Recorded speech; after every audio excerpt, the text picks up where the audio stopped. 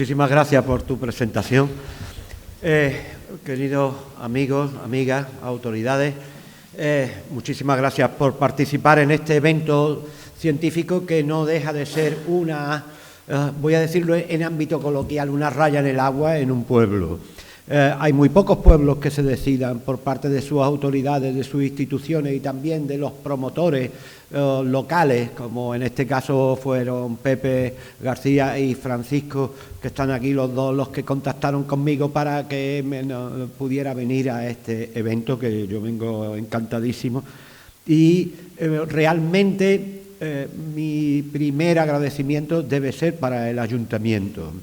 El que nos sintamos acogidos en un espacio cultural como este, el que podamos debatir, escuchar, el que podamos aprender, como la anterior conferencia de Roberto Sáenz, maravillosa, sobre el origen complejísimo de los humanos y cómo hemos llegado aquí en el tiempo. Pues yo la voy a intentar traducir lo he dicho antes, hablando con la alcaldesa, la señora alcaldesa, dándole las gracias y la enhorabuena por esta iniciativa. Le he dicho que a mí, después de que Roberto ha hablado del mundo, a mí me toca hablar del barrio, ¿no? Es decir, pasamos sin solución de continuidad de las generalidades, vamos a pasar a lo más concreto del mundo, que es un trozo de un río que tiene unas potencialidades ecológicas impresionantes, que las tuvo, lógicamente, y que generó en su entorno unas posibilidades de vida extraordinarias. Tengo que decir, y voy a decir ya la conclusión de mi intervención. La conclusión que yo voy a exponer aquí es que falta investigación. Es decir, no puede ser una conclusión positiva, aunque nosotros veamos imágenes que nos induzcan a pensar el que estamos en una región geohistórica de lo humano y que tenemos unas posibilidades extraordinarias de convertirnos en un referente cultural y científico del estudio de los humanos y del proceso humano en la península ibérica. Pero eso no nos resta, sino que nos suma posibilidades, pero no tendremos nunca la real posibilidad de sobreponernos al conocimiento si no es a través de la investigación. Es decir, todos estos avances que nos ha explicado Roberto tan magníficamente, y toda esa enorme cantidad de paradigmas que afortunadamente también la ciencia, la investigación y sobre todo la aplicación de nuevas tecnologías a la investigación están rompiendo todos esos paradigmas rotos que dice, pues no me aclaro porque entonces el erectus viene del otro, pero a mí me explicaron, ¿no? Yo muchas veces me enfrento a preguntas de la hora del café cuando me dicen, bueno, pero yo no me entero, a mí me explicaron que esto era así, sí, pero mire usted, ahora eso no es así. Entonces, el concepto de aprender es muy importante. Yo he sacado solamente una conclusión, bueno, de lo mucho que he aprendido en la conferencia de antes, he sacado una conclusión propia. Los seres humanos tenemos una cualidad que quizás no esté en muchos otros seres vivos. Los humanos, muchos seres vivos aprendemos, muchísimos seres vivos aprendemos. Aprendemos porque somos capaces, tenemos incluso seres vivos, pues me estoy acordando de los perros, son capaces de ser extraordinarios perros policías y tener una función específica en nuestra sociedad eminentemente muy positiva y valiosa. Sin embargo, un perro policía no es capaz de enseñar a su cachorro a ser un perro policía. Por tanto, el concepto básico de los humanos no es aprender, bajo mi punto de vista es enseñar. Si tenemos la facultad de enseñar, aquellas personas que tienen la facultad de enseñar, que no son todas, desgraciadamente o afortunadamente, pues somos capaces y son capaces de imprimir en la evolución un rasgo que no está en los genes, sino que está en la inteligencia, en algo que es muy complicado, que con la actividad científica actual lleguemos a comprender del todo. Nosotros nos enfrentamos, valga esta fórmula de expresión, de divulgación simple que yo estoy empleando, nos enfrentamos a un proyecto sin un manual escrito. Toda la vida nos está pasando eso, los últimos 3 años nos está pasando esto, estamos viviendo sin manual. Y eso le ha pasado a la sociedad de los humanos desde hace miles y millones de años. Pero qué duda cabe que los humanos siempre nos hemos sobrepuesto y los humanos siempre hemos buscado una salida. La salida no siempre ha sido totalmente exitosa y yo estoy de acuerdo con Roberto en que los humanos hemos estado a las puertas de la extinción en muchas ocasiones. Y ha habido vacíos de ocupación en muchas ocasiones y los cambios climáticos y los cambios por deficiencia de nuestro modelo de vida también nos han puesto en riesgo en muchas ocasiones. Eso somos, pero como podemos enseñar, y a eso venimos, podemos superarlo, porque podemos y debemos seguir aprendiendo.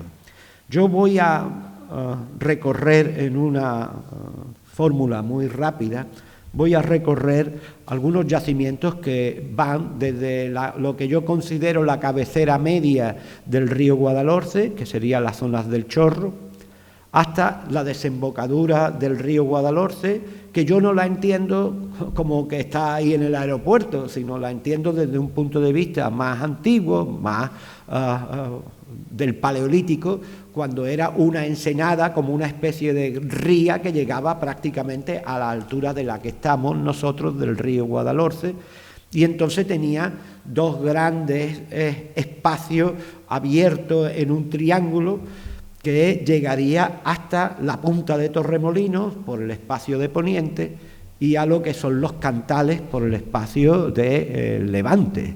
Eso es lo que nosotros configuramos como una gran bahía que existió durante todo el Paleolítico y en buena parte del Neolítico y que estuvo habitada por grupos humanos desde muy antiguos. Ese contacto rápido de menos de 40 kilómetros en línea recta entre la línea de costa y las sierras que circunda Málaga, el gran arco montañoso, fue un territorio de caza impresionante, y ese territorio de caza impresionante han quedado vestigios, no son muchos, lo hemos ido rastreando durante los últimos 4 decenios, pero todavía queda todo por estudiar. Es decir, afortunadamente toda la prehistoria debería revisarse. Debería estar prohibido descubrir nada nuevo durante 10 años y dedicarnos a revisar por obligación todo. Como no me revise a mí mismo, revisar por obligación las universidades, todos los yacimientos antiguos, aplicando todas las nuevas tecnologías, incluyendo a los yacimientos que solamente se conservan en los museos, es decir, los que están en caja. Hay que darle una vuelta a todo. Está claro que los humanos muy antiguos del Paleolítico inferior, lo que nosotros llamamos normativamente Paleolítico inferior, estuvieron en nuestros ríos. Y en el río Guadalhorce fue uno de ellos. Hay constancia bibliográfica, es decir, hay historiografía sobre yacimientos del Paleolítico inferior publicados pues, desde la zona del Aljaima, que sería lo más próximo del Paleolítico, terrazas cuaternarias desde la zona del Aljaima hasta las zonas del río Turón, que está en ese tramo medio del Guadalhorce, justo entre los términos de Ardales y también de Campillos y Teba, que son los términos que ocupan toda la parte de la cabecera esa. En el propio Ardales se conservan terrazas cuaternarias muy potentes, es decir, se conservan fragmentos de la altura del río durante el Paleolítico. Han sido pedazos de terreno que estaban muy próximos a los arroyos y a los ríos principales que han dejado excavados con el paso del tiempo una enorme gravera de la que nosotros hemos podido estudiar fragmentos distintos y una secuencia arqueológica que tiene todos los modelos y los modos de talla del Paleolítico inferior. En este caso son primero tallas sobre cantos, sobre cuarcitas y también sobre areniscas duras, areniscas muy cristalizadas. que es como esta, por ejemplo, que es una arenisca muy cristalizada sobre un canto, una talla unilateral, es decir, unifacial, o como estos hendedores que están también fabricados en esa misma arenisca, que parece que es una de las rocas que tienen en la cabeza los primeros habitantes de nuestro río Guadalhorce, ¿no?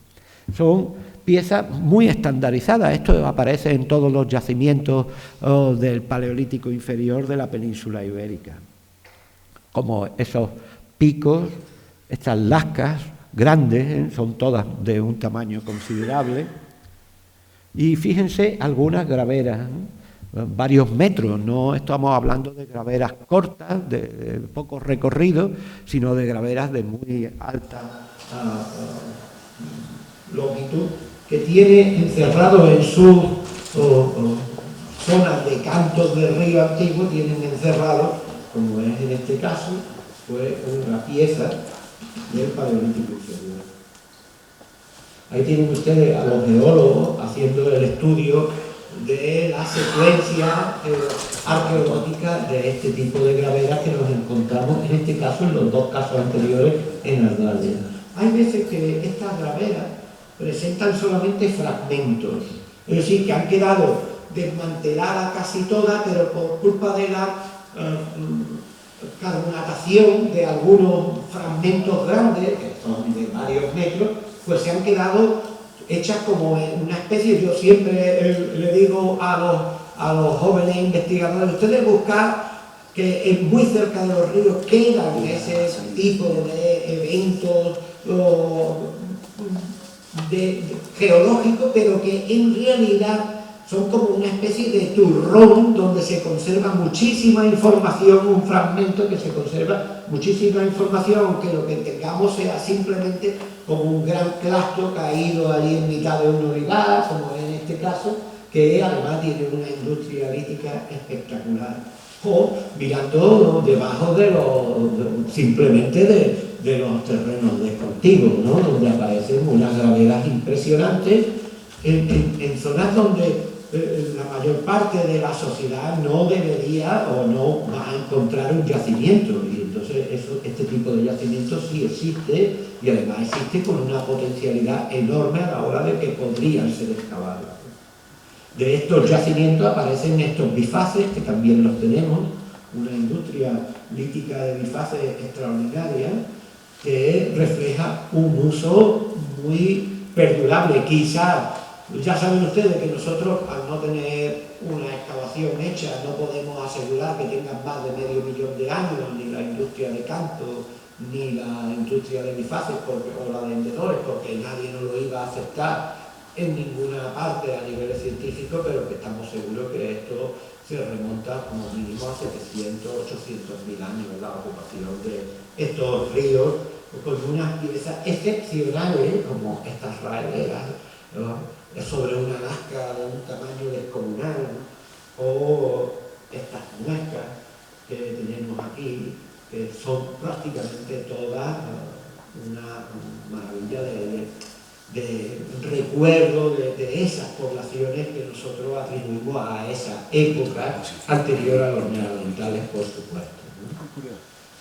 En cierta medida, a lo largo del río no siempre nos encontramos graveras verticales, sino que nos encontramos terrazas desmanteladas. Son muy frecuentes encontrarse un sitio que el laboreo no lo quiere porque hay demasiados cantos, se quedan libres, y como ven ustedes, ahí hay un pequeño escaloncillo entre las dos arqueólogas, pero realmente todo esto fue una orilla de un río que ha quedado completamente desmantelada ya, fundamentalmente por la erosión de la lluvia, y que nos remite, lógicamente, a esa época de los primeros humanos que poblaron nuestro valle, nuestro Guadalhorce. No puedo ni debo seguir hablando sin más datos de los que tengo, que es un estudio muy, vamos a llamarlo, muy básico de estas ocupaciones humanas a través de estas industrias y de estos lugares arqueológicos que han quedado en sus terrazas, porque quiero pasar, por la falta de tiempo, hablar de la ocupación inmediatamente posterior, que fue la ocupación neandertal. Sí que tenemos una serie de datos ya cronológicos de estos humanos que están aquí, pues sencillamente ocupando un espacio de grandes cazadores, es decir, un espacio, un ecosistema muy favorable para la vida y que ellos articulan de muchas maneras. Ahora intentaré con los datos referirme, por ejemplo, primero a la arqueología, es decir, la primera información que tenemos de nuestros usuarios de este valle y los habitantes de este valle durante el Paleolítico Medio en la arqueología, una arqueología muy interesante, hecha sobre lascas, siempre con núcleos levaluares, núcleos centrípetos de talla centrípeta.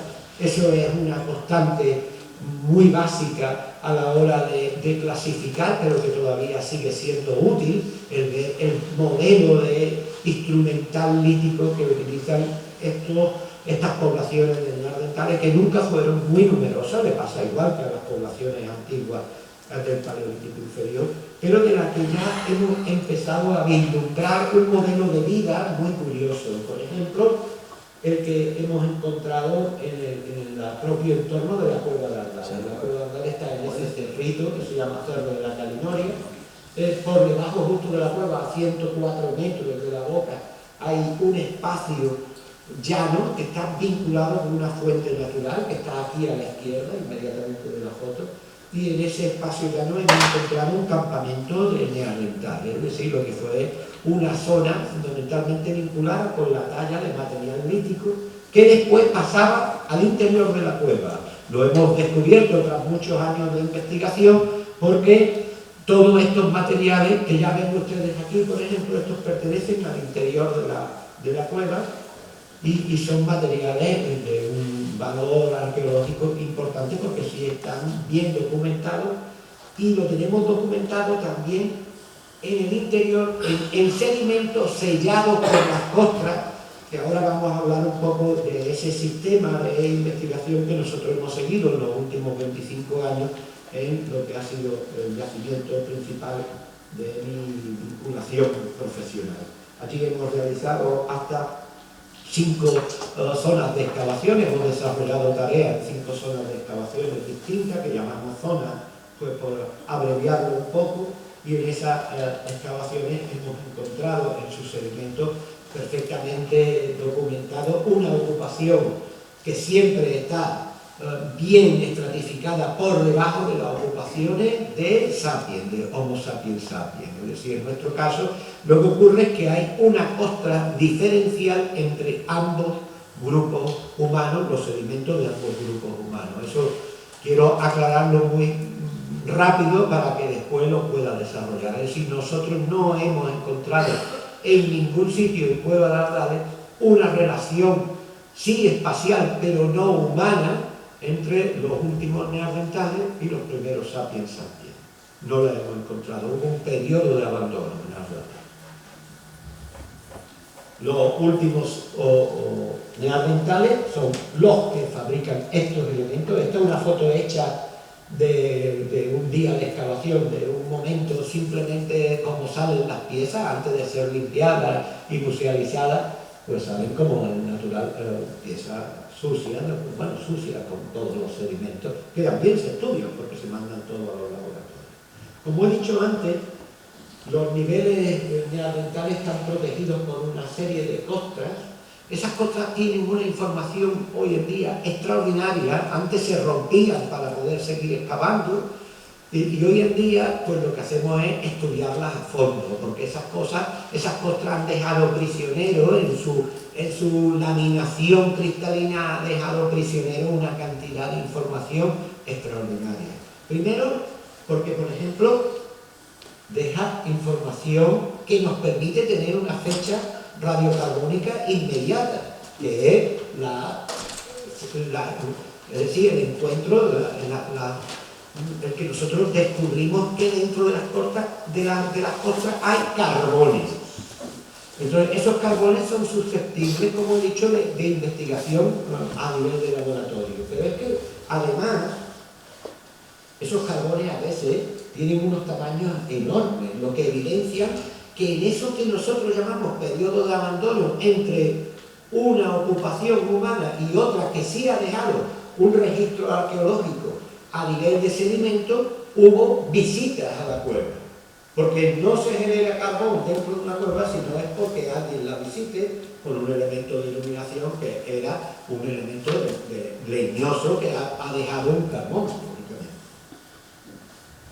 En este panorama que hablamos de los neandertales, pues hay afortunadamente, y cada vez más, estudios generales, pero que se basan de una forma muy correcta en todas las ocupaciones humanas que han sido publicadas.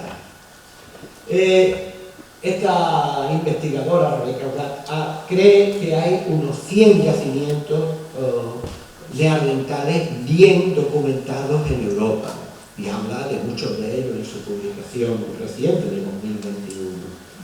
Esto lo que nos está hablando es que hubo un periodo de ocupación intensa, pero que los investigadores alemanes creen que en el mejor de los casos la población neandertal europea no debió ser nunca superior a entre 7.000 y 10.000 personas.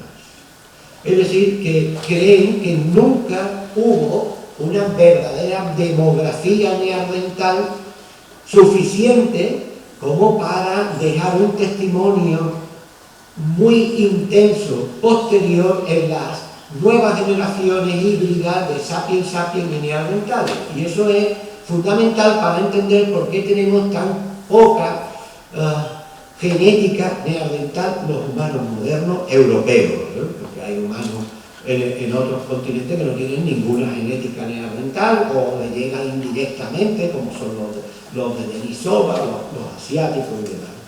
En ese contexto es cuando de verdad sería muy importante empezar a hacer lo que yo he dicho antes, que es los reestudios y los reanálisis de todos los yacimientos, estos que conocemos, porque muchos están publicados desde principios del siglo XX y otros muchos se han incorporado sin la suficiente aplicación de nuevas tecnologías al estudio de cada uno de esos yacimientos. Y esto nos hace reflexionar sobre un componente importantísimo que es la segunda orilla, que hemos estado hablando antes, que no es la orilla europea, sino la orilla africana. Allí hemos podido trabajar en algunos de estos yacimientos del norte de África, que tienen una tecnología que empieza en una tecnología ya de paleolítico medio, es decir, una tecnología muy parecida a la musteriense, cuyo representante antropológico, es decir, los restos fósiles antropológicos encontrados, se parecen mucho a individuos que están en esa fase evolutiva entre los últimos neandertales con los primeros sapiens. Muchos de ellos les pasa igual que a las cuevas nuestras, es decir, tienen la fase antigua de paleolítico medio y tienen una fase encima inmediatamente de paleolítico superior, sin contacto, pero que no son tan diferentes a nosotros. Es decir, este mundo no puede de ninguna manera desligarse de la investigación científica nuestra, por una base lógica. Nosotros estamos más cerca de Benzú, Málaga está más cerca de Benzú que de Madrid. Es decir, porque no hay un AVE, pero yo puedo llegar todavía a Benzú esta tarde, si me voy ahora mismo desde aquí. Y en barco, ¿no? Eso es muy importante para comprender lo que nos separa de África, que no es tanto.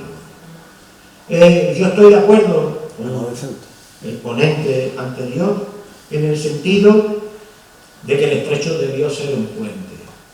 Y debió ser un puente incluso, como ha dicho en alguna ocasión, incluso Manolo, un puente en los dos sentidos.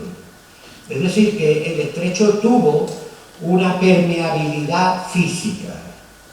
Y yo no quiero bajar a lo personal, porque no me gusta bajar a lo personal, pero yo con 17 años fui piragüista de la Federación Española de Piragüismo. Y una de las pruebas que se realizaba en el mes de agosto era el cruce entre el Club Caballa, de Ceuta, de la Muralla, y Tarifa. Y eso lo he hecho yo en piragua. ¿Sí? que lo he hecho, se tardan 4 horas y pico en Piragua, pero se hace, y es una travesía preciosa. Cuando yo lo hice, me enteré de una cosa muy importante, y es que el estrecho tiene una media de 50 días al año en que se puede cruzar sin dificultad alguna. El resto, 300 y pico días del año, el estrecho ofrece serias dificultades para su cruce. Y para que ustedes lo sepan, los mejores meses para cruzar el estrecho, si alguien se marea mucho y quiere ir a Ceuta sin marearse, son el mes de agosto y el mes de enero, con las dos grandes calmas que provocan las lunas de agosto y las lunas de enero. Y en ese sentido, nosotros lo sabemos, aunque no lo hemos utilizado nunca, ustedes no han tenido que utilizarlo nunca, pero los que lo sabían eran los que vivían en los dos lados. Seguro. Un humano no es un rumiante en la costa de Tarifa mirando al otro lado sin pensar si allí hay personas o no. Lo primero es que el humo se ve. Bueno, se ve todo, se ven los coches, el humo, las construcciones, pero el humo se ve muy bien. Y como ya sabemos que el humo lo utilizamos como mínimo de hace 500.000 años, desde hace medio millón de años nos hemos visto unos a otros. Si se cruzó en la zona del gran salto entre Asia y Oceanía, se cruzó todas esas islas, ¿cómo no se iba a cruzar el Estrecho de Gibraltar? Pero eso cambia todo el paradigma, como ha dicho Roberto. El gran problema es que aquí tenemos, en Atapuerca y en Orce, en esos dos importantísimos yacimientos, tenemos cronologías más antiguas que en muchísimos lugares de Europa. ¿Por qué? Pues probablemente una de las hipótesis es que le gustó más esto y hemos tenido más suerte. Pero la otra hipótesis es que también le entraron por aquí, además de por el corredor oriental. Pero sí que el estrecho se usó. ¿A lo largo de cuántos milenios y desde cuándo? Pues no lo podemos asegurar todavía, pero una de las claves la vamos a tener en las ocupaciones humanas que tenemos en el entorno de la orilla norte, que somos nosotros. Es decir, entre las provincias de Cádiz y las provincias de Málaga, ahí estaba el gran mundo del norte. Este era el paraíso terrenal que venían buscando probablemente los humanos desde hacía muchos miles de años.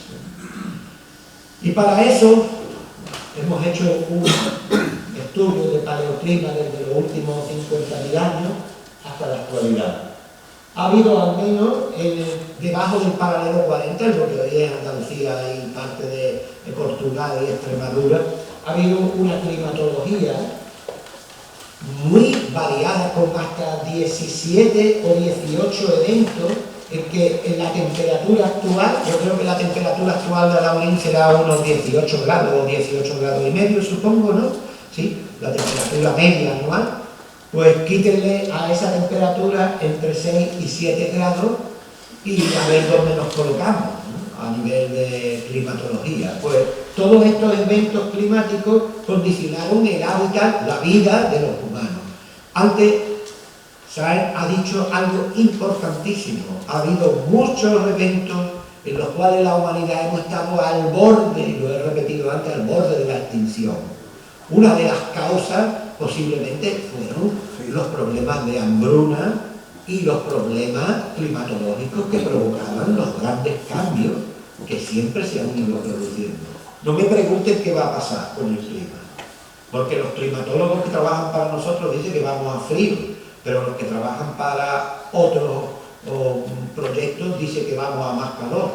Si vemos cuántos años, que llevamos 10.000 años establecidos en la Costa del Sol, pues realmente no sé cuánto vamos a durar ahí, ¿no? Y si tenemos que ir para arriba, muy mal asunto, ¿eh?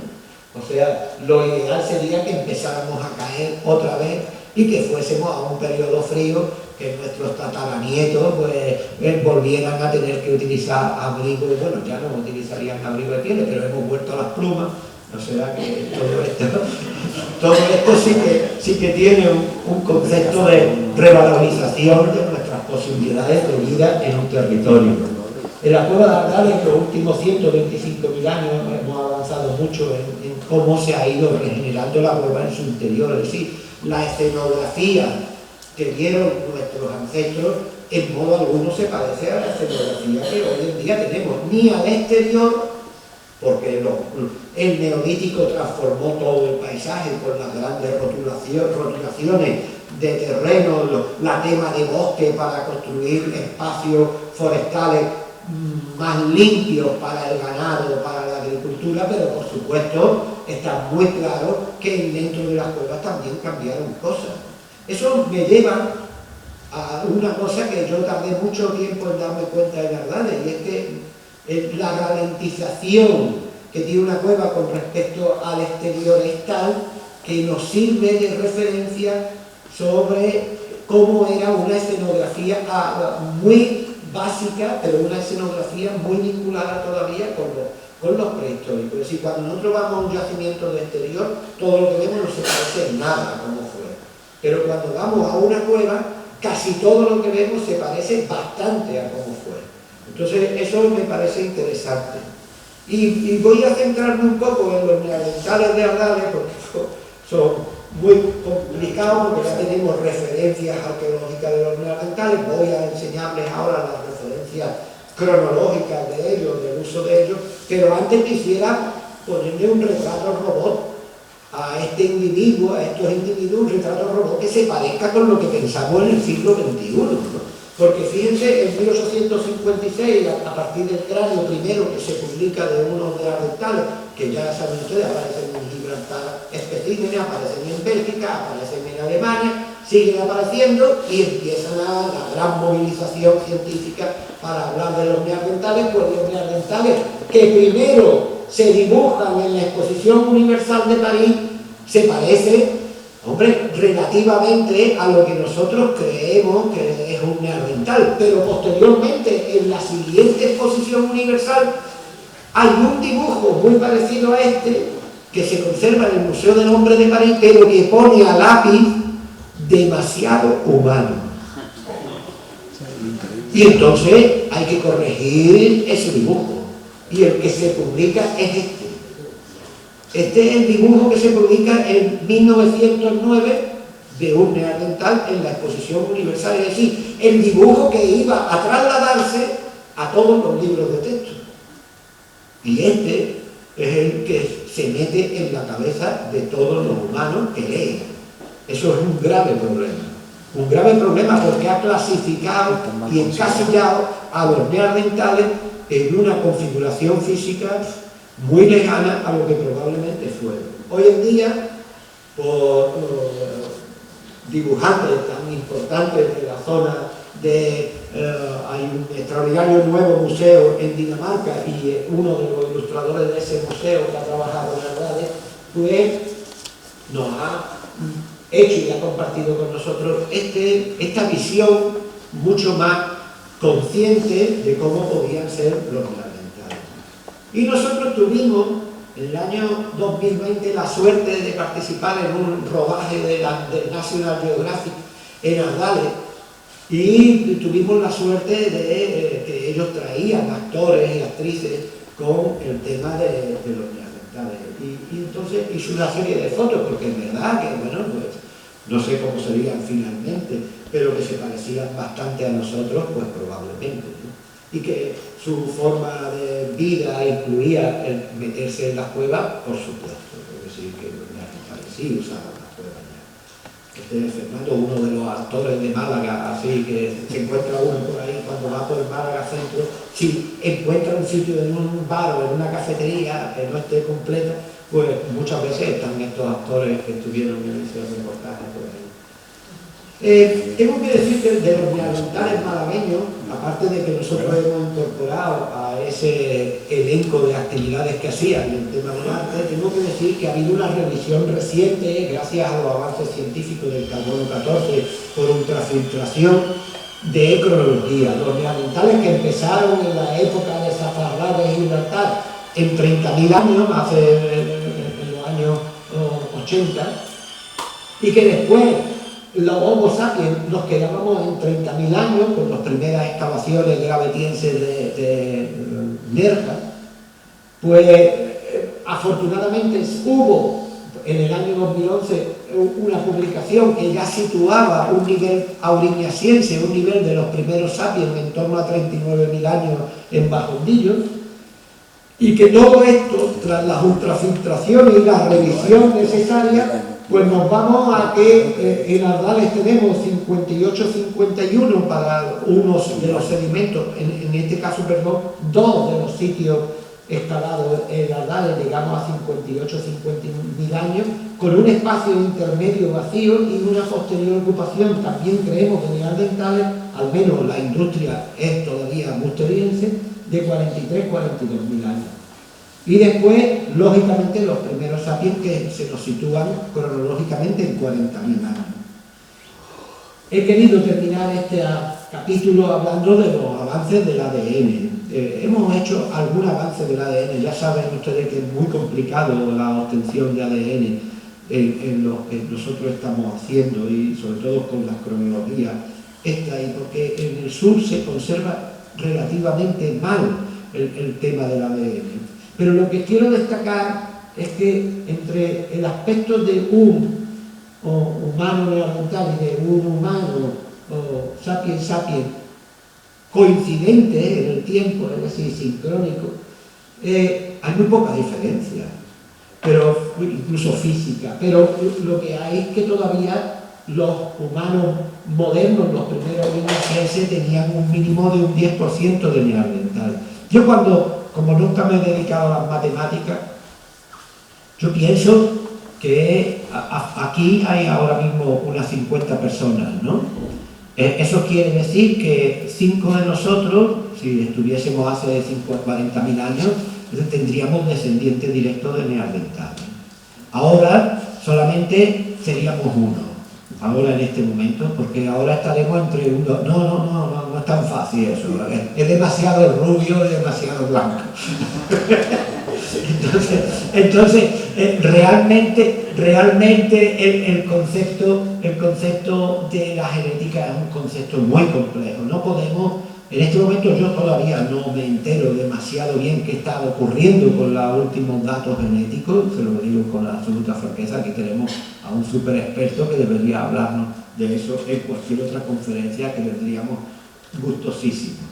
Y estas son las dataciones, hemos obtenido, estas son las dataciones publicadas, hemos obtenido casi 90 dataciones que van a salir publicadas en la primavera, pero estas ya están publicadas en revistas internacionales, como desde 89.000 hasta 40.000 hay registros arqueológicos ya muy bien datados en nuestra comarca de Neandertal.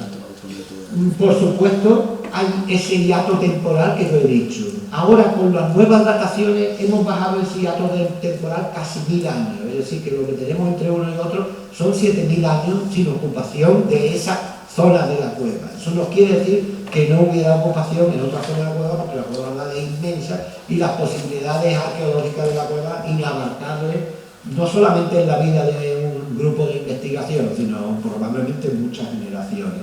Y estos son los datos de los sapiens sapiens. Tras los últimos neandertales hay casi 3.000 años de abandono en la cueva y empiezan los sapiens sapiens que llegan hasta en el Paleolítico Superior, hasta hace aproximadamente 11.000 años. Estos grupos humanos de sapiens sapiens nunca habían estado muy bien caracterizados. Hay una paradoja en la investigación del Paleolítico, y es que muchas veces sabemos más de los neandertales que de los nuestros. Y se ha dado en muchas ocasiones, y se estaba dando aquí hasta que hemos profundizado tanto en la cueva de Ardales como en la cueva de Nerja en las ocupaciones desde el Paleolítico Superior, desde la Auriñasiense hasta el Magdalenense. Y en la comarca nuestra, pues estos son los datos que estamos barajando en este momento, ¿no? Hay diversos métodos, ya saben ustedes que empleamos diversos métodos de datación. Pero fíjense una cuestión interesante que es la alimentación. Este es paleolítico y estos son los sapiens sapiens. Del primer grupo de sapiens sapiens, de lo que nosotros llamaríamos los sapiens arcaicos, que serían los auriñasienses, tenemos realmente pocos datos. Es decir, eran muy pocos, por lo menos en Ardales. Pero llegado el Gravetiense, hace aproximadamente 30.000 años, se dispara la población de sapiens sapiens en Ardales. y en todo el valle. Pero fíjense bien, el animal que comen de verdad es el conejo, los dos. Es decir, tenemos 383 individuos comidos por los neandertales en nuestra excavación, en nuestro sondeo, y 210 individuos comidos por los sapiens sapiens. Sí, hay una caracterización del conejo, como yo le decía un día a unos niños de colegio que vinieron, de instituto, que vinieron, el conejo era el pollo de la época, o sea, era el animal que comestible. Pero fíjense cómo el ciervo, está muy presente en un enorme número de individuos en las dos poblaciones, como alimento básico, ¿eh? Es decir, el animal preferido, el animal más cazado por nuestros cazadores del Paleolítico Medio y del Paleolítico Superior, son los ciervos. Y aunque la cabra montés está todavía hoy presente en nuestros ecosistemas, se prefería menos, aunque es la siguiente, ¿eh? Todo lo demás son testimoniales, porque hay un individuo que aparece aquí de hiena y no sé qué. Tenemos hasta un castor, que están todos los paleontólogos detrás de los huesos de castores de Aldales, porque dice que eso, el ecosistema del río era completamente distinto. Me parece más fantástico. Los franceses, por su cuenta, ya saben ustedes que los franceses son todavía el corazón de la prehistoria paleolítica, de allí se hacen muchas cosas, aunque ahora han perdido un poco el paso, ¿no? Es decir, ellos imponían el paso en el desfile, pero ahora se han quedado un poco así y nosotros hemos recuperado un poquito el paso. Hablan, fíjense bien la cronología, entre los 43.000 y los casi 40.000, los yacimientos que tienen de esa fase de las primeras ocupaciones según los estudios, de la zona más poblada por gente del Paleolítico Superior arcaico, es decir, por los oligocénos. Entonces, ellos le llaman a ese primer estadio de ocupación de humanos modernos chatelperroniense, y según ellos mismos, en la fecha entre 47 y 45, ya estaban en Francia los humanos modernos, anatómicamente modernos, aunque se detectan, prácticamente no se detectan en la genética. De hecho, ha nombrado un yacimiento francés, que dice que hay ocupaciones alternas entre humanos antiguos, sapiens antiguos y últimos neandertales. Eso me parece magnífico, porque por ahí es por donde hay que ir en la investigación, como decía, determinar características de ocupación. Todo esto viene al cuento de que realmente la salida de los humanos tuvo que ser, en cierta medida, tuvo que estar vinculada con la península ibérica también. Porque si aceptamos a pie juntillas que ya ni siquiera los humanos, los sapiens sapiens, cruzaron por aquí, ya apaga y vámonos, no nos cuadra nada de lo que estamos teniendo, ni siquiera en nuestra comarca, porque todas las ocupaciones antiguas serían retardatarias, y no es eso lo que están dando en nuestra fecha de poblamiento de esos grupos humanos, tanto de neandertales como de los últimos neandertales, como de los primeros sapiens. Toda esta proviene, el poco éxito, pero interesante, que hemos tenido en los últimos 5 años, después de 36 años de investigación, llegan los últimos 5 años, que me pillan ya mayor, pero realmente lo hemos hecho gracias a un fenómeno natural importantísimo, que ha entrado la nueva tecnología al conocimiento de este fenómeno. Cuando ustedes ven en una cueva una estalactita, todo el mundo piensa que una estalactita crece más cuanto más gotea. Pero si una estalactita tiene una gota y tiene otra detrás empujándole, se convierte en un vehículo, no se convierte en un depósito calcáreo. Es decir, es cuando no gotea, cuando precipitan las partículas, sean minerales o sean calcáreas, o sea del tipo que sea, a nivel físico y químico, y las deja colgando. Y se crean una especie de escama. Esta es una foto mía de una microfoto hecha de una gota de agua creciente. Entonces, lo que no sabíamos aprovechar hasta ahora es que esta escama es una fecha en el calendario.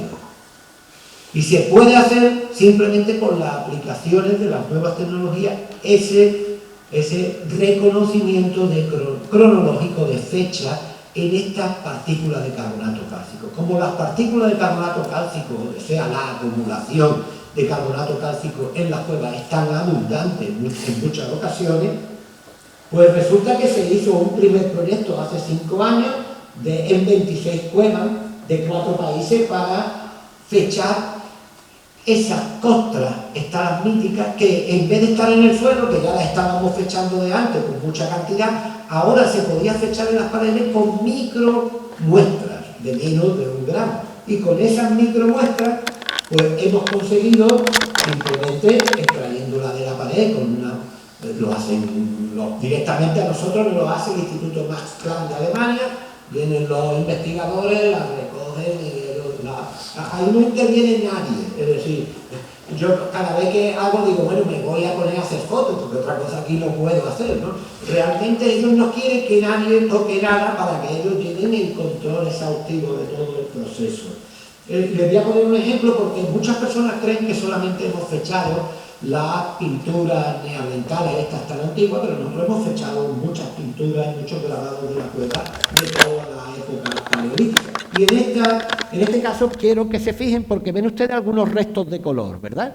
Y ven ustedes también los chorreones, vamos a utilizar la frase que somos malagueños, que no entienden. Ahora vengo de Zamora y decir chorreón, no sé si me iban a entender, pero aquí no entendemos todo. Estos chorreones de carbonato cálcico que son los que él estaba muestreando en la foto anterior. Y nada más que con un espectro fotográfico distinto ya averiguamos que lo que tenemos es un dibujo de un animal.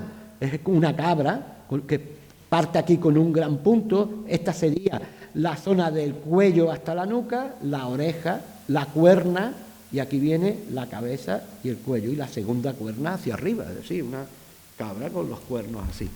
Eso, que no lo habíamos visto hasta que no hemos podido aplicar nuevas tecnologías, ahora sabemos lo que es gracias a todos los procesos informáticos y sabemos qué tiempo tiene gracias a los laboratorios. Eso es impensable. Yo cuando llegué a la cueva de Ardales era simplemente una persona con intuición. Y ahora ya no soy nada, bueno, ya es que estoy jubilado, pero ahora no hace falta la intuición, se lo digo, ¿eh? Ahora lo que hace falta es datos. Este es el procedimiento. Si alguien pintó encima de la roca, esta roca no nos da información, pero la costra que hay encima nos da la edad mínima. Si tenemos mucha suerte, que hemos tenido en 6 o 7 sitios de Ardales, la persona en vez de pintar sobre la roca ya pintó sobre concreción, sobre calcita, y entonces tenemos la edad máxima y por encima de la pintura la edad mínima, con lo cual tenemos una fecha antes de, después de, que eso es importante. Y por supuesto también se nos da el caso de que podamos fechar la base, donde el soporte donde se pintó. El señor Pavo, que ha sido el premio Nobel de este año de medicina, que ese se implica, el director del Instituto Max Planck, ese se implica como el primero, además le gusta mucho la comida española. Y este es el resultado.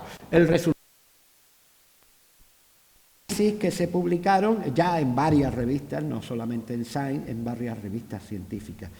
El gol lo marcamos en esta serie de concreciones estalagmíticas que nosotros llamamos órganos, porque es como una serie de pliegues que están así escondidos en una gran estalagmita. En ese pliegue, mostrándole nosotros al Instituto Max Planck, le mostramos estos trazos. Y fue lo que, porque en principio todo el mundo tiene que tener serias dudas sobre el arte que no es figurativo, son simplemente manchas. Entonces esas serias dudas quedaron absolutamente descartadas cuando se vio la forma, porque nosotros habíamos publicado ya en 2006, habíamos publicado la forma de todo ese mundo anicónico, es decir, que no tenía imágenes que nosotros reconozcamos, sino que eran marcas. Como estas que tienen ustedes ahí, esas puntuaciones. como estas puntuaciones, además de dedos infantiles, probablemente, como las manos, como esta, que es la más famosa, y ve el público que visita la cueva prehistórica.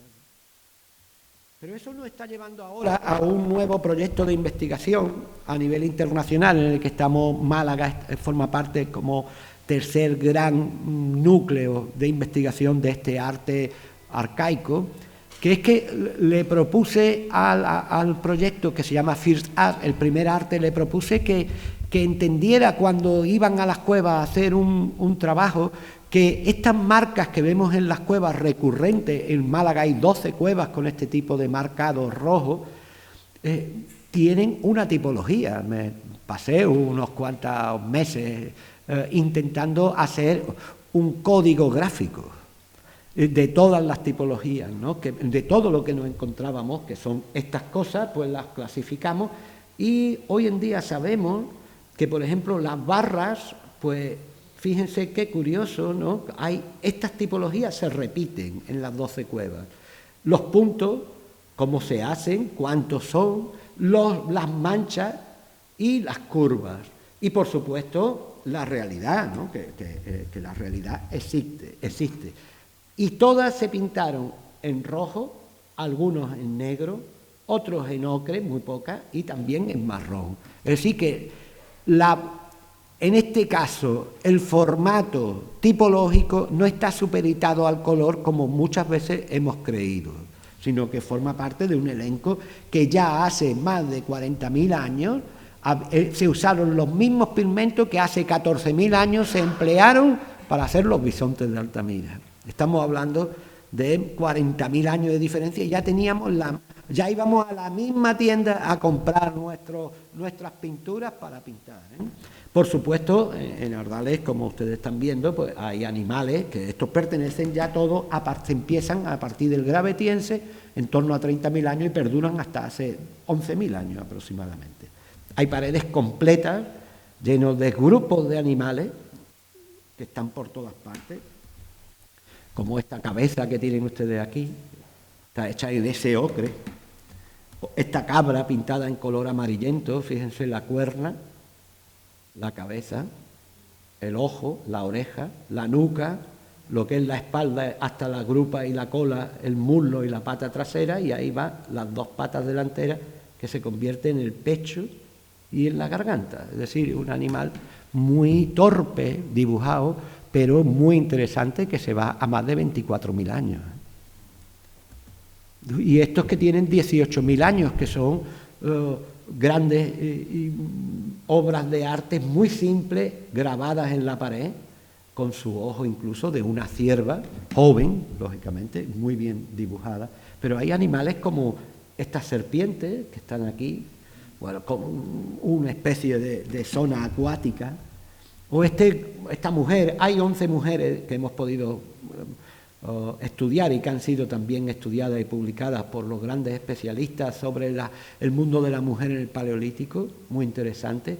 Es un tema, hay un triángulo, un cuerpo femenino abreviado desde debajo de los pechos hasta debajo de las rodillas y un trazo. Ahí se ve el conjunto, que se ve muy mal, pero aquí se ve un poco mejor la cintura, lo que es la nalga, el muslo derecho que sube hasta el triángulo púbico y la pierna izquierda retraída hacia atrás, es decir, una postura de contraposto que sube por ahí hasta la cintura, la cadera y la cintura. Hay animales de este tipo y peces como este enorme, fíjense la aleta caudal y el cuerpo fusiforme del pez ahí. O esta magnífica cierva que realmente mide 1,40, es decir, no es tan grande como esto, pero que es un animal paleolítico ya importante. Y tiene delante además un cervatillo, delante, que ha sido interpretado por algunos investigadores como un comportamiento etológico, eso de enfrentar al cervato con la cierva madre, ¿no?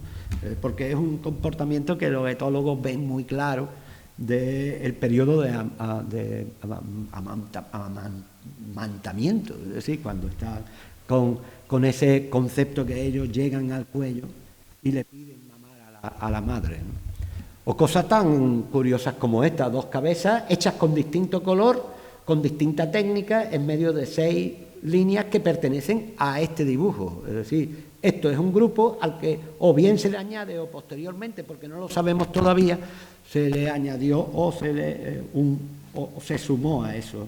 En Ardales hemos hecho una periodización de los elementos fundamentales gráficos. Hay 1010 dibujos en Ardales clasificados y publicados. Es una colección gráfica paleolítica inmensa, pero no es la única, porque nosotros, como bien ha dicho el profesor Viguera, estamos trabajando en las cuevas del Cantal, en las cuevas del Rincón de la Victoria, casi en paralelo como Ardales, porque necesitábamos una cueva espejo. Necesitamos preguntarle lo mismo, donde teníamos el proyecto importante, a otra cavidad, para que nos dijera si estábamos en lo mismo o había variabilidad. La variabilidad es clara, pero parece que es alternante. Es increíble. Hemos encontrado materiales arqueológicos como son las conchas marinas, infinidad de conchas marinas preparadas durante el Gravetiense, fundamentalmente, hace 24 o 25 mil años o más, que se usaron como colgantes, como cuentas de collar, y todas proceden de esta bahía de Málaga, en Ardales. Pero hemos encontrado en Rincón de la Victoria, a 50 kilómetros en línea recta y en el mismo límite del mar, hemos encontrado sílex del Valle del Turón. O sea, hay un intercambio simple de material, o son las mismas personas que en un nomadismo restringido están en una época del año, están en una estación en la costa y en otra suben a por recursos completamente distintos, porque son dos ecosistemas diferentes. Eso es lo que no hemos sabido decir todavía. Lo cierto es que en las cuevas de Rincón, como en esta del Higuerón, la cueva del Tesoro, pero en la galería que solamente se visita a niveles científicos, se puede visitar por 10 personas, por 30 personas diarias, 10 y 10, pero se visita y se ven las pinturas que nunca se habían expuesto. Estas son las pinturas de la bahía de Málaga, ¿sí? Y son, en este caso, tienen una antigüedad de casi 36.000 años. Es la mano de un niño dentro de una cueva, porque aquí hay la mano de un adulto. Ahí tenéis las dos referencias, tanto la real como la fotográfica. Se ve muy mal, Y esto es una cosa espectacular. Es un ciervo pintado en las grietas, es decir, aprovechando las grietas, como una cosa que hacíamos los niños de antes, que era dibujar en unos cuadernillos que teníamos parecidos a los tebeos de pasatiempo, y dibujábamos uniendo números y uniendo líneas hasta conseguir un dibujo complejo, ¿no? Hay, de todas maneras, arte igual que en Ardales, hecho como esta cabra montés preciosa, así en una actitud erguida, o como este caballo magnífico hecho a pincel fino, muy típico de la época solutrense, de en torno a 20.000 años. Las manos, porque todo el mundo, y sobre todo todo el que conoce Ardales y ve las manos, cree que es que manos hay en todas partes. Hay 33, 34 sitios con manos en el mundo, porque solamente se hizo en ese periodo frontera entre los 40.000 y los 35.000. En ese periodo frontera están hechas todas las manos. Después no se volvió nunca más a pintar manos en ninguna cueva. Por tanto, cuidado, que estamos ante un referente iconográfico también muy interesante, porque es como si encontráramos un fósil perfecto. Y eso es lo que hacemos, que situamos dónde están las manos y vemos que la ocupación primera de los primeros sapiens sapiens a nivel gráfico es esta. Y si es esta, ¿por dónde entraron de nuevo? La gran pregunta que nos vamos a contestar hoy. Porque después, durante el Gravetiense, es decir, hace 24 o 25.000 años, es esta la ocupación del Paleolítico Superior en la península. Esto es ya un mundo. Nosotros siempre tuvimos protocolizado algo que no sabemos si los neandertales tenían muy protocolizado, porque fueron muy poco demográficamente, que es la búsqueda de pareja fuera de nuestros ámbitos sociales. Es decir, la exogamia completa de los sapiens sapiens no tiene probablemente mucho que ver con la manera de relacionarse sexualmente de los neandertales. Eso es otra gran ventaja que tenemos para ocupar población en territorios completamente vacíos. Y entonces ahí es donde está el gran proyecto de los sapiens sapiens, el que supimos vencer el concepto de el hábitat endógeno, es decir, el hábitat circunscrito a lo que tú vives. Los sapiens sapiens buscábamos siempre otra gente, siempre hemos estado buscando a más personas. Y ahí tenéis el arte del Mediterráneo en todas sus fechas, desde las más antiguas a las más modernas. Es increíble que este arte no tenga la misma repercusión ni cultural ni social que el que hay en las dos provincias del norte. En las dos provincias del norte hay 11 cuevas que están declaradas Patrimonio Mundial de la UNESCO. Aquí todavía le hemos presentado expedientes a las administraciones, a las sucesivas administraciones de la Junta y del Estado, para que haga algo por resolver ese gravísimo problema, que es que el arte paleolítico del Mediterráneo tiene que tener no solamente un paraguas de protección específico internacional, tiene que tener un apoyo internacional y un reconocimiento como un elemento importantísimo para comprender cómo fue la ocupación humana desde hace 50 o 60.000 años hasta hace 10.000 años. Y la tenemos, pero no la aprovechamos. En este mapa de lo que es actualmente Andalucía, yo he situado los 4 grandes territorios de caza que hubo en el sur. Un territorio en torno al Guadalete y al Guadiaro, otro en torno al Guadalhorce, otro en el sistema subbético con el gran río Guadalquivir y el Genil marcándolo, y por supuesto un pequeño pero importantísimo territorio que no se parecía en nada a la actualidad en los campos y en el valle de la Almanzora, de lo que es el momento importante del Paleolítico. No estoy hablando de ahora ni del Neolítico siquiera. Este es el mapa de la bahía de Málaga. Estamos en Ardales y todas las cuevas de la costa. Esta es la cueva de Ardales. Voy a poner ya, porque ya hemos hablado de todo esto. Estos son herramientas de los sapiens sapiens. Estos son zonas de excavaciones. Hemos excavado debajo del arte y hemos encontrado muchos utensilios que estaban relacionados con la actividad cultural o cultural y no con el refugio directo. Estos son sitios de excavaciones al lado directamente relacionados con el mundo del arte arcaico. Ahí es donde estaban esos trazos. Y todo un sistema. El profesor Beniger y el profesor José Ramos, 2 de los grandes investigadores internacionales que trabajan en el yacimiento. Y aquí tenéis la secuencia arqueológica de los distintos sitios de Ardales, con puntas. Estas son ya gravetienses, estas tienen en torno a 24.000 años, pero después, con lo que os he dicho, la enorme cantidad de restos arqueológicos vinculados con el Mediterráneo, con el mar. Desde los dentalium famosos, cuentas de collar, de todo tipo, o incluso collares hechos con dientes de herbívoros, perforados y colgantes de herbívoros. Hemos encontrado los sopladores que se utilizaban para la pintura, es decir, para soplar las pinturas, y hemos encontrado en muchos lugares las lámparas que mantenían muchas de ellas encendidas cuando dormían por la noche allí. Otras eran de mano, como aquella.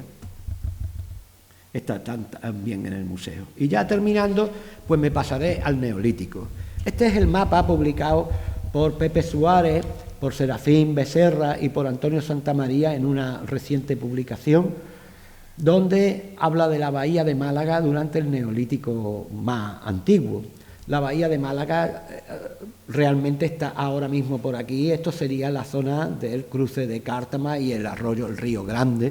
O sea, un panorama completamente distinto, con una ensenada enorme, marina, que tendría un modelo de vida que también supieron aprovechar de forma muy interesante los primeros campesinos del Valle del Guadalhorce. Hoy no me toca hablar de esto, y esto tiene sus propios especialistas. Pero lo que sí creo es que de nuevo pone en evidencia que se siguen en la costa las cuevas, pero que al interior empiezan los primeros aldeas al aire libre. Estos son materiales de la costa, materiales neolíticos antiguos, como estos que son de las cuevas del Cantal, del Rincón de la Victoria, con piezas de todo tipo, pero fíjense, estamos hablando de 6.500 años de antigüedad de estas piezas. Ustedes ven ese hacha, es de silimanita, que solamente está en las sierras de Madrid. Es decir, hay un comercio interesantísimo ya en el Neolítico. Sí, silimanita, es increíble. Hay en Ardales, hay también las mismas hachas.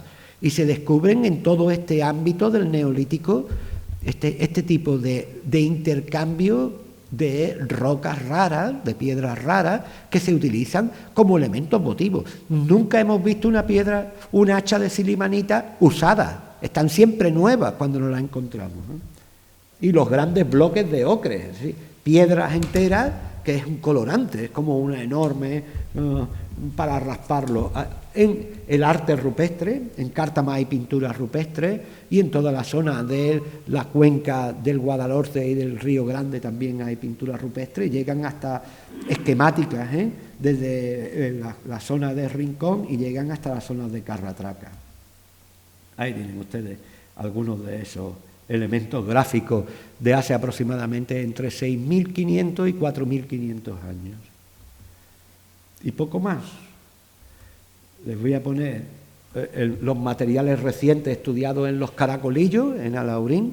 Son materiales del Neolítico Medio y del Cortijo Zapata, una pintura espectacular en una de las vasijas, que son materiales neolíticos que simplemente nos demuestran que nuestro Valle del Guadalhorce empezó a ser una gran explotación agropecuaria pues hace más de 6.500 años. Con esta diapositiva termino. Este es el mismo sitio, pero estamos hablando ya durante la última etapa del cuarto milenio y hasta el tercer milenio. A partir de ahí empiezan a rellenarse todo lo que es actualmente la desembocadura del Guadalhorce. Desde lo que estaríamos, desde el parque tecnológico y demás, todo eso es un relleno de dunas, que además por donde pasa el AVE, cuando se viene para acá y se pasan los aviones por encima y a la derecha se ven todas las dunas, que hoy en día están repobladas, están muy modificadas, lógicamente, pero que estaban allí todas las playas que ha ido creciendo en busca del mar. Aquí tienen ustedes uno de los yacimientos más antiguos de Málaga capital, que es el Cerro Coronado, que está junto con el Monte de la Tortuga, que también conoce nuestro amigo Manuel. Pero sobre todo estos materiales son materiales que demuestran que lo que hoy es Málaga, aunque era agua en su mayor parte, hay una población en esa ribera de cerritos que rodean Málaga. Y nada más. Muchísimas gracias.